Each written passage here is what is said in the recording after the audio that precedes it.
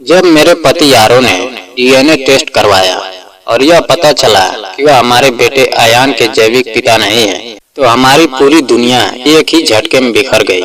क्योंकि मेरे दिल की गहराई में मुझे हमेशा यकीन था कि मैंने अपने पति को कभी धोखा नहीं दिया है और अपनी बेगुनाही साबित करने की एक लगभग असंभव और निराशाजनक कोशिश भी मैंने खुद भी की है। डीएनए टेस्ट करवाया क्योंकि विश्वास को बनाने में सालों लग जाते हैं, ईंट दर ईंट मेहनत और भरोसे से, लेकिन टूटने में केवल एक पल लगता है और जब दरारें दिखने लगती है तब तक बहुत देर हो चुकी होती है और पैरों के नीचे केवल मलबा बचता है। कुछ साल पहले आरो और मैं 15 साल से साथ थे, जिनमें से 8 साल शादी में गुजरे थे।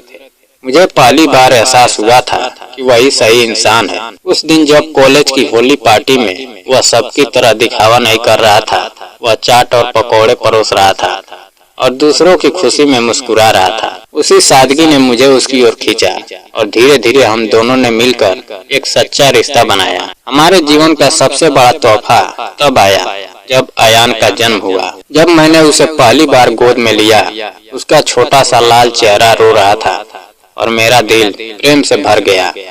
आरो की आंखों से भी आंसू बह रहे थे। उसने कहा, यह उसके जीवन का सबसे बड़ा खुशहाल दिन है और उसने अपने शब्द निभाए। वह केवल पिता नहीं बल्कि सच्चा साथी था। हम दोनों मिलकर अयान की परवरिश करते थे। हम एक टीम थे, लेकिन हर किसी को यह बात समझ नहीं आती थी। आरो की तलाकशुदा बहन सुष्मिता अक्सर ताने कसती रहती थी।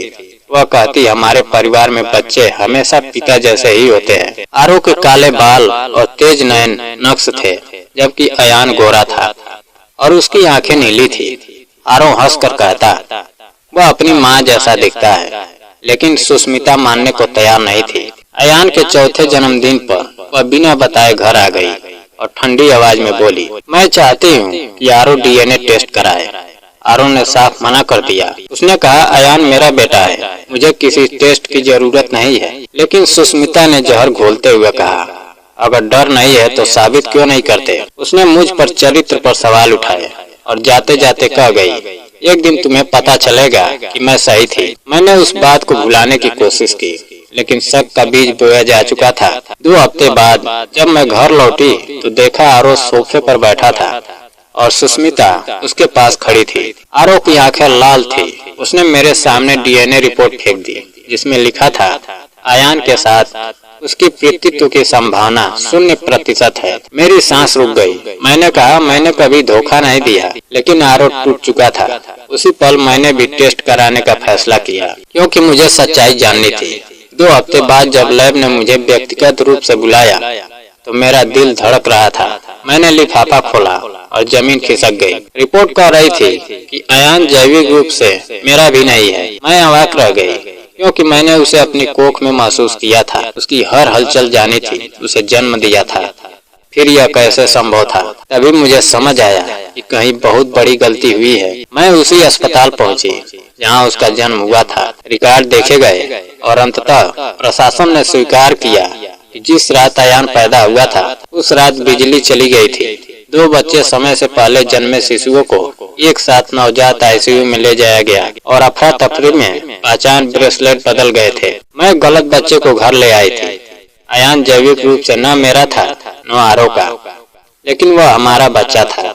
वही बच्चा जिसे हमने 4 साल तक सीने से लगाया था, जिसे हर रात कहानियां सुनाई थी, जिसकी हंसी में हमारी सुबह और जिसके आंसुओं में हमारी बेचैनी बसती थी। अस्पताल ने बताया कि दूसरा परिवार भी मिल गया है और उन्होंने भी उसी तरह किसी और बच्चे को पाला है। हम दोनों परिवारों को कानूनी मदद और परामर्श की पेशकश की गई, लेकिन सबसे बड़ा सवाल यह था कि अब क्या होगा। हम घर लौटे तो हमारे बीच सन्नाटा था। फिर आरो ने रोते हुए कहा, यह बच्चा मेरा है, चाहे खून से हो या नहीं। और मैंने उसका हाथ थाम लिया, क्योंकि सच यही था कि अयान हमारा था। हमने दूसरे परिवार से मुलाकात की, वे भी उतने ही टूटे हुए थे। घंटों बातचीत के बाद हमने मिलकर एक फैसला लिया कि हम बच्चों की अदला बदली नहीं करेंगे, क्योंकि वे उन घरों में पले हैं जहां उन्हें प्यार मिला है, लेकिन हम उन्हें धीरे धीरे एक दूसरे से मिलवाएंगे ताकि वे अपनी सच्चाई जान सके और फिर भी सुरक्षित महसूस करें। हमने खून से नहीं बल्कि प्रेम से जुड़े परिवार की नींव रखी।